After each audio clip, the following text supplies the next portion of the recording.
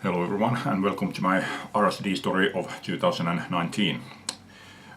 When I saw the very first list of the RSD releases, there were already several records that I wanted, and the closer I got to the RSD day, they were always adding more and more stuff there that I wanted. So I knew that even if I would find everything that I want, I wouldn't be able to buy them. At the end, I decided that there were two records that were like my absolute top two, and everything on top of those would be like a nice bonus. Usually I go to the record store day in the afternoon, but this day, because I wanted my absolute number one, which was the Badfinger, there was only one shop that announced that they would be having that one. In the end, there were no copies of Badfinger delivered to Finland at all. So sadly, I didn't get my number one.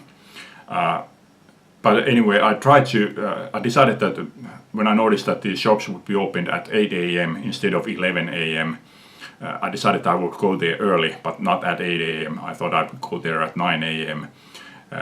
But in the end, I went there 20 to 10. There were three shops. There are three shops here, like just one, another one just around the corner, and then a third one a block away. So I came to the first one and I noticed there were three people outside, and I was wondering that why are they inside, and I realized that that shop only opened at 10. So I could have stayed there on a line and be among the very first ones in, but I decided that I would go to the other store first because that was already open and that was the only one that had announced that they would have Badfinger. So I go to the store, and the very first thing that I found was double single of Motorhead, Overkill and Bomber. And then I moved to the records, and the first record that I picked up was Billy Joel live at Carnegie Hall 1977. This has been released on CD in 2008 when they released an extended version of The Stranger. I really like this, and I especially like the thing that this includes at least one song from each of Billy Joel's album up to that point, including The Stranger, which was not yet recorded at this point. And this sounds really great. It's produced by Phil Ramone, and Phil Ramone really knows how to, or rather knew how to make album sound great. Second one that I picked up was Janis Joplin at Woodstock, and this one actually was very low on my shopping list. Because I had this one on CD since about 94, 95. I felt that this one would be low on my priority list, but once I picked this up, I couldn't just put it back anymore. Third one was actually high on my shopping list. Ronnie Lane and Slim Chance at the BBC double album. First one is John Peel Sessions, and the second one is BBC Live in Concert. Really great. I guess this would be termed as folk rock, I think. The fourth one was also very high on my shopping list, so I was very happy to find this. This is Alternate Fleetwood Mac. This is one that I haven't listened to yet. So I decided that that's it for the first shop. There were actually a lot of other records that I wanted there. But I just decided that okay, that's enough, because the number two on my list wasn't there either. So I decided to go to the other stores, and I actually put the Motorhead single back, and some guy must have thanked his lucky stars, because when he saw me putting it back, he immediately picked it up. So lucky for him.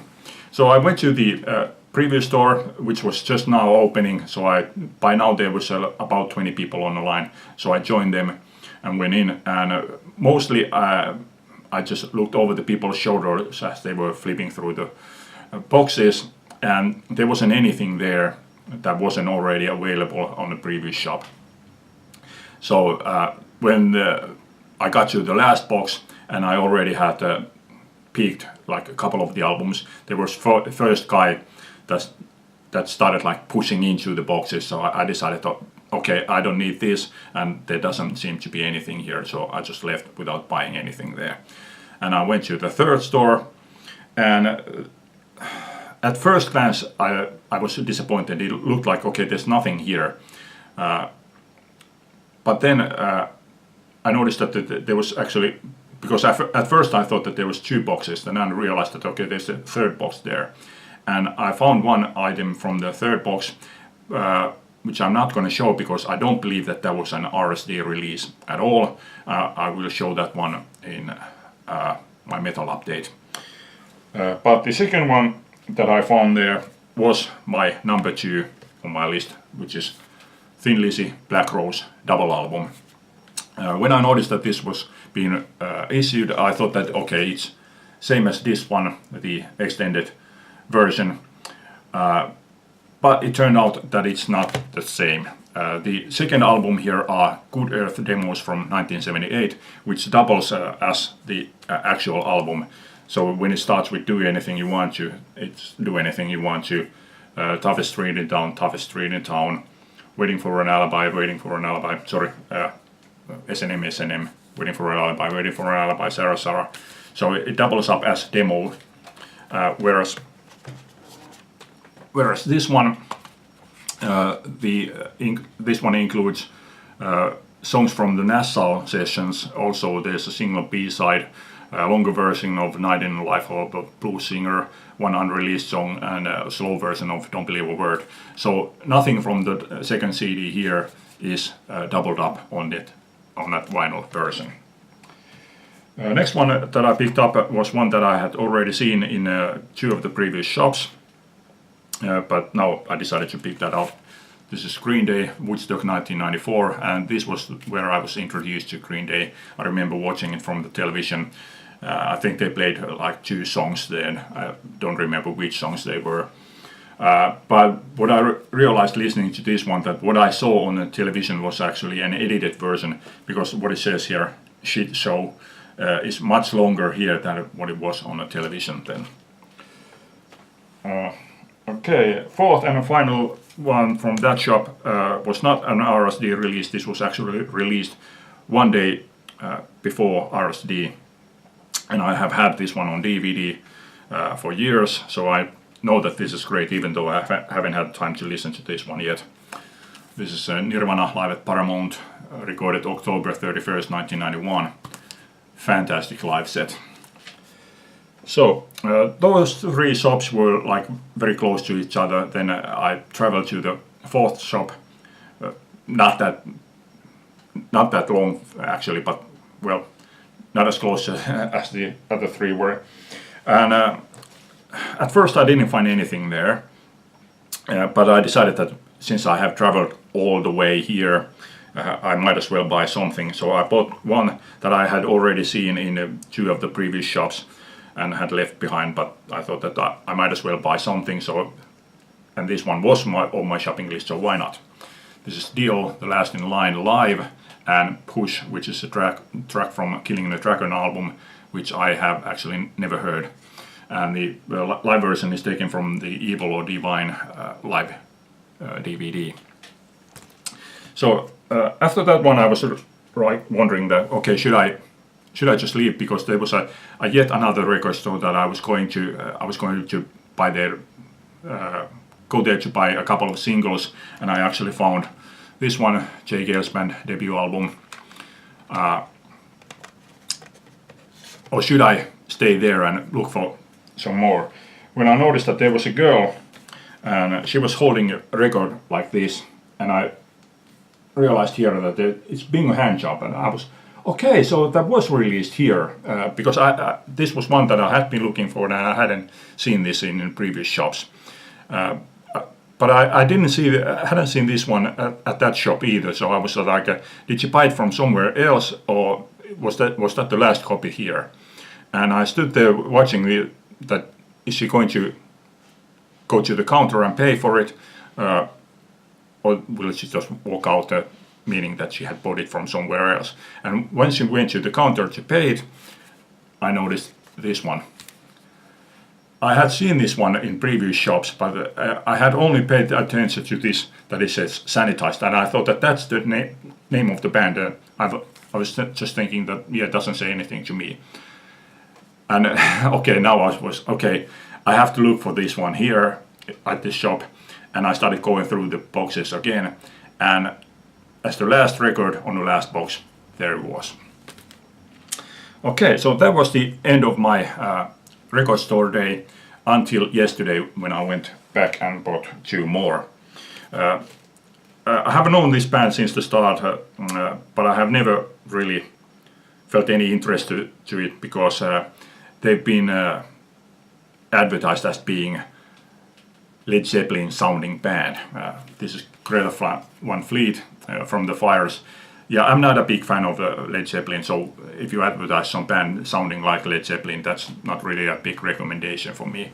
But when I saw Harmless Rebel show this one and say that the original vinyl EP was only 4 songs, and now this is extended to 8 songs, as was the original CD version of the EP, I thought that, okay, I have to give them a chance. I had actually never heard any songs from Greta Van Fleet, so I listened to one song and I thought that, okay, that sounds good. This is one of the records that I have listened to, and the Led Zeppelin comparison comes from the vocalist. He sounds very much like Robert Plant, and there's also similarities with the drummers, but other than that, there's not much Led Zeppelin influences here. So yeah, I did like this one. And the final one was one that I had left behind on the very first tour. This is Dexys Midnight Runners at the BBC 1982.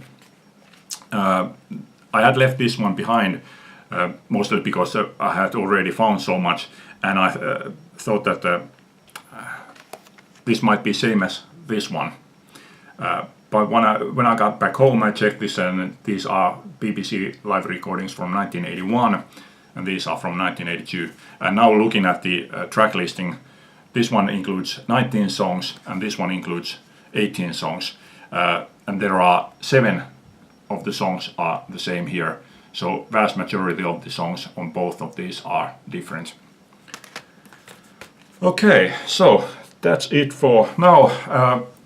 The one record that was actually originally, when I saw the first list, that was originally my number 1, which was Crosby, Stills, Nash & Young, 4-Way Street. Although I did see it in 2 different stores here, I didn't end up buying that one, which I now actually regret. But that was a kind of odd one in the sense that it says that it was extended version, and yet it was listed as being a single album, even though the original is double album. So I was that, okay, something must be wrong here. But yeah, it was a 3-album set, and I didn't buy it because you couldn't see the track listing on the sleeve. So I was like, okay, I'm not going to buy that now, maybe later, but now it's been sold out, so lucked out on that one. But yeah, my biggest regret is not finding the Badfinger. I did look from the eBay, but the prices were something like starting from 52 or 53 pounds, added with £22 postage. So even though I was ready to pay more than usual, that was just way too much. I'm not going to pay that much. Okay, but that's it for this time. Hope you liked it.